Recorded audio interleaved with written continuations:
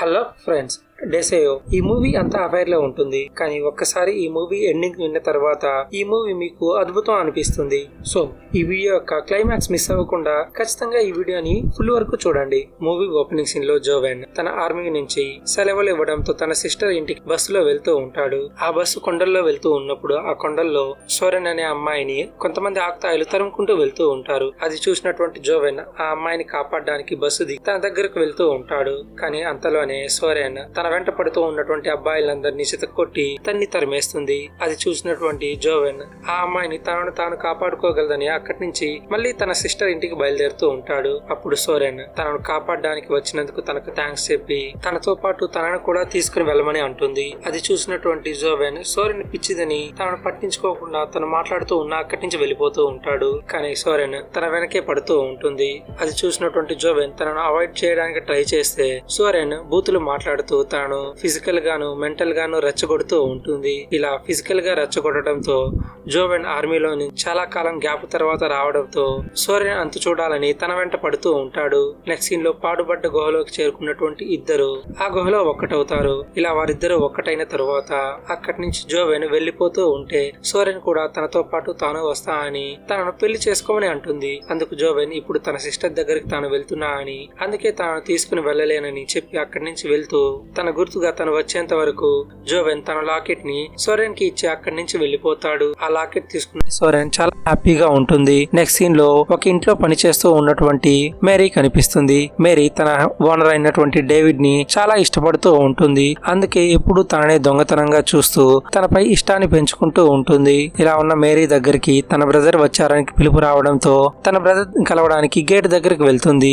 నిజానికి జోవెన్ నే మేరీ యొక్క బ్రదర్. మేరీని కలిసినటువంటి జోవెన్ మేరీకి కొంత డబ్బులు ఇచ్చి ఆ డబ్బులు తన మదర్ కి ఇచ్చేయమని తను మళ్ళీ ముఖ్యమైన పనిగా వెళ్లాలని చెప్పి అక్కడి నుంచి బయలుదేరి వెళ్లిపోతూ ఉంటాడు. దాంతో మేరీ 3 సంవత్సరాల తరువాత తన బ్రదర్ తన దగ్గరకు వచ్చి తనతో కొంతసేపు కూడా మాట్లాడకుండా వెళ్లిపోతూ ఉండటంతో తన దగ్గరకు వెళ్లి తనతో కొంత సమయాన్ని గడపమని పార్క్ కు తీసుకుని వెళ్తుంది. ఆ పార్క్ లో వారు కబుర్లు చెప్పుకుంటూ ఉండగా చిన్నప్పుడు జోవెన్ మేరీతో చేసినటువంటి చిలిపి విషయాలు గుర్తుకు వచ్చి అదే పార్క్ లో తనతో చిన్నప్పుడు చేసిన చిలిపి విషయాలు మళ్లీ చేయాలని చూస్తాడు. మొదటగా జోవెన్ ని మేరీ యూజ్ చేసినప్పటికీ బలవంతంగా కొంతసేపటి తర్వాత మేరీ కూడా జోవెన్ తో పాటు ఎంజాయ్ చేయడం మొదలు పెడుతుంది. ఇలా వారిద్దరూ ఎంజాయ్ చేసిన తరువాత ఆ విషయాన్ని ఎవరికి చెప్పకూడదని మేరీ జోవెన్ తో మాట్లాడుతూ ఉండగా అందుకు జోవెన్ మళ్ళీ రెండోసారి తనతో ఇంటిమేట్ అయ్యి ఈసారి ఎవరికి చెప్పనని తనకు ప్రామిస్ చేసి అక్కడి నుంచి వెళ్లిపోతాడు. నెక్స్ట్ సీన్ లో ఇంటికి వచ్చినటువంటి మేరీ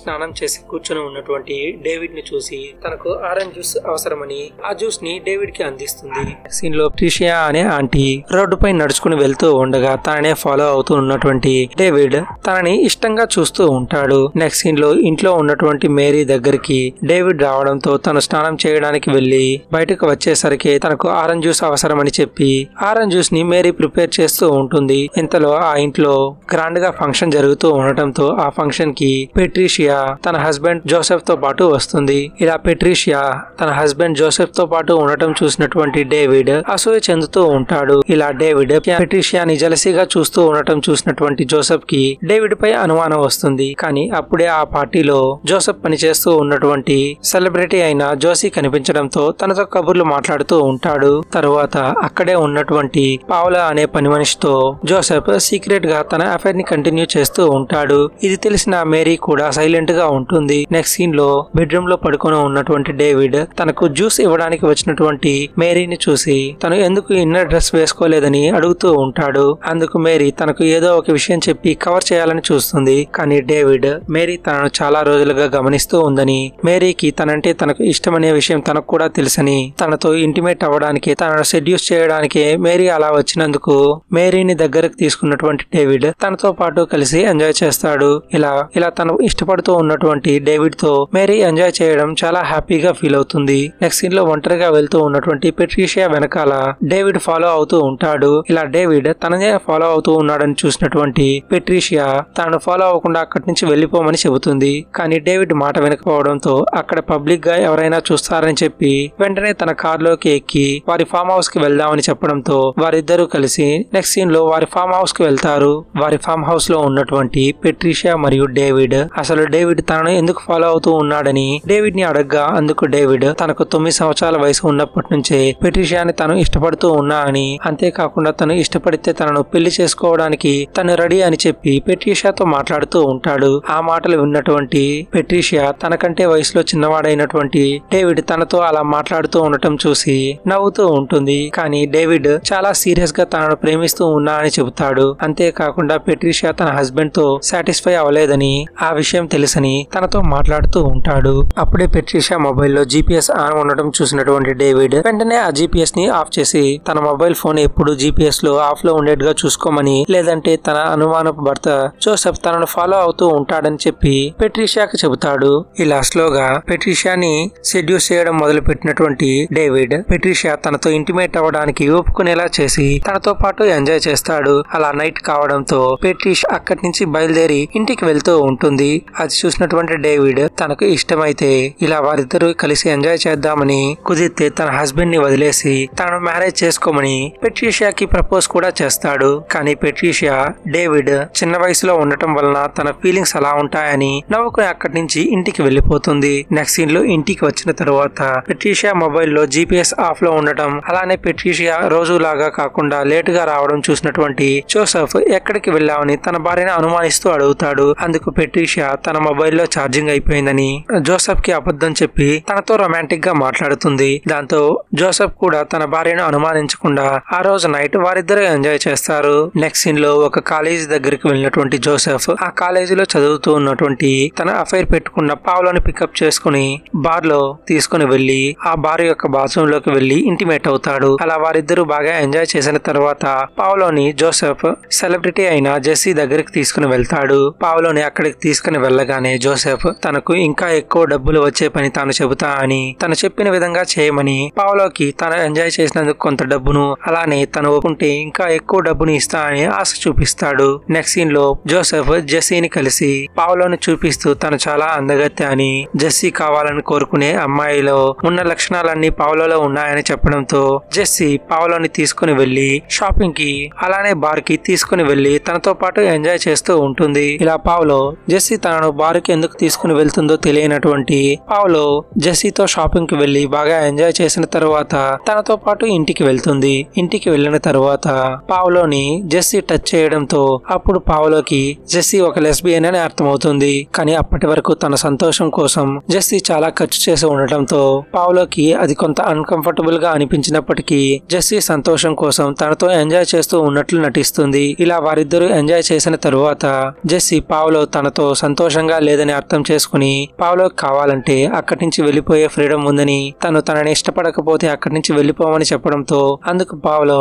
జెస్సీని క్షమించమని చెప్పి తనకు జెస్సీ నచ్చలేదని అక్కడి నుంచి తన ఇంటికి వెళ్లిపోవని చెప్పడంతో జెస్సీని దగ్గరుండి మరి పావులోని తన ఇంటి దగ్గర వదిలేసి అక్కడి నుంచి తన ఇంటికి బయలుదేరడానికి రెడీగా ఉంటుంది. కానీ ఇలా జెస్సీకి సొసైటీలో సెలబ్రిటీ హోదా ఉన్నప్పటికీ తనను నిజంగా ప్రేమించే వారు దక్కనందుకు చాలా బాధపడుతూ ఉంటుంది. ఇంతలో అటువైపుగా అక్కడికి వచ్చినటువంటి జోవెన్ తనను మళ్లీ ఆకతాయిలు తరుముతూ ఉంటే పక్కనే ఉన్నటువంటి జెస్సీ యొక్క కారులోకి ఎక్కి ఆ కారును త్వరగా అక్కడి నుంచి పోనిమ్మని చెబుతుంది. దాంతో జెస్సీ కూడా సొరెన్ ఉన్నటువంటి సిచ్యువేషన్ ని అర్థం చేసుకున్నటువంటి జెస్సీ కారుని వెంటనే పోనిస్తుంది. అలా సొరెన్ తన ఇంటి అడ్రస్ ను జెస్సీకి చెప్పడంతో జెస్సీ సొరెన్ ఇంటికి వెళ్తుంది. సొరెన్ ఇంట్లో జెస్సీ వారిద్దరూ ఏకాంతంగా ఉండటంతో ఆ రోజు నైట్ వారిద్దరూ ఒకటవుతారు. నెక్స్ట్ డే మార్నింగ్ నిద్రలేచినటువంటి జెస్సీ నైట్ తనతో పాటు తనకు సంతోషాన్ని ఇచ్చినందుకు సొరెన్ నిద్రపోతూ ఉంటే తన దగ్గర డబ్బులు పెట్టి అక్కడి నుంచి వెళ్లిపోతూ ఉంటుంది. అది గమనించినటువంటి సొరెన్ ఆ డబ్బులు తీసుకుని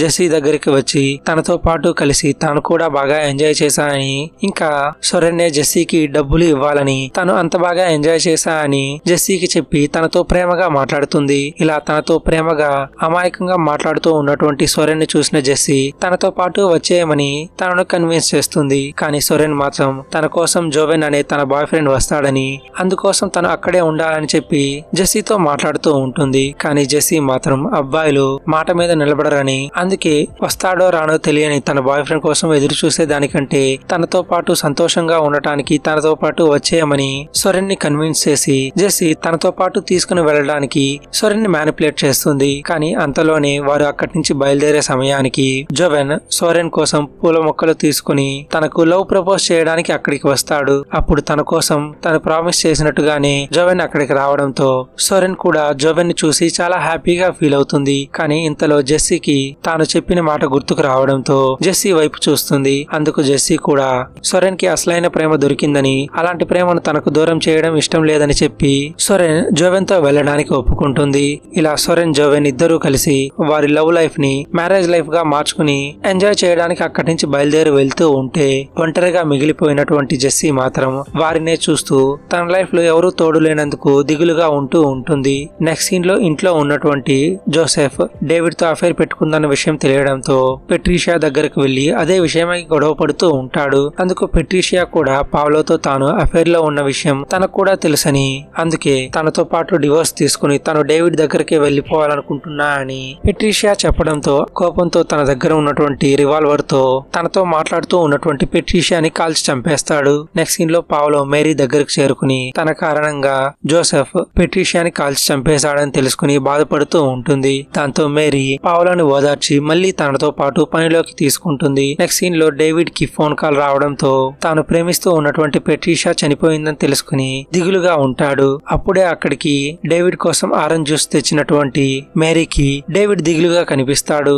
అలా దిగులుగా కనిపిస్తూ ఉన్నటువంటి డేవిడ్ చూస్తూ ఉండగానే స్నానం చేసి వచ్చిన తరువాత నేకుడుగా ఉన్నటువంటి డేవిడ్ తను ప్రేమించినటువంటి పెట్రీషియా చనిపోవడంతో అలానే నేకుడుగా బిల్డింగ్ పై నుంచి దూకి చనిపోతాడు. ఇలా తన కళ్ళ ముందే తను ప్రేమించినటువంటి డేవిడ్ చనిపోవడంతో మేరీ చాలా బాధపడుతూ ఉంటుంది. ఈ విధంగా ఈ మూవీలో ఇల్లీగల్ గా అఫైర్ పెట్టుకున్న అందరూ వారి లైఫ్ లో వారికి కావాల్సిన వాళ్ళని పోగొట్టుకుంటారు. కానీ రియల్ గా ప్రేమించుకున్నటువంటి జోవెన్ మరియు సొరెన్ లో మాత్రం మ్యారేజ్ చేసుకుని కొత్త ఇంట్లోకి ఎంటర్ అవుతూ వారి లవ్ లైఫ్ ని వారి మ్యారేజ్ లైఫ్ ని సంతోషంగా సెలబ్రేట్ చేసుకుంటూ ఉండటంతోనే ఈ మూవీ ఎండ్ అవుతుంది. ఈ మూవీ చెప్పే థీమ్ కూడా అదే. నీకు అక్రమంగా ఎన్ని సంబంధాలు ఉన్నా సక్రమంగా నువ్వు ఒక సంబంధాన్ని ఏర్పరచుకుంటే అది నీకు జీవితాంతం తోడుగా ఉంటుందని జోవెన్ మరియు సొరెన్ల కథతో ఈ మూవీ చాలా హ్యాపీగా ఎండ్ అవుతుంది. ఇంతకీ ఇటువంటి కథ విన్న మీకు ఈ మూవీ ఎలా అనిపించిందో కింద కామెంట్ చేయండి.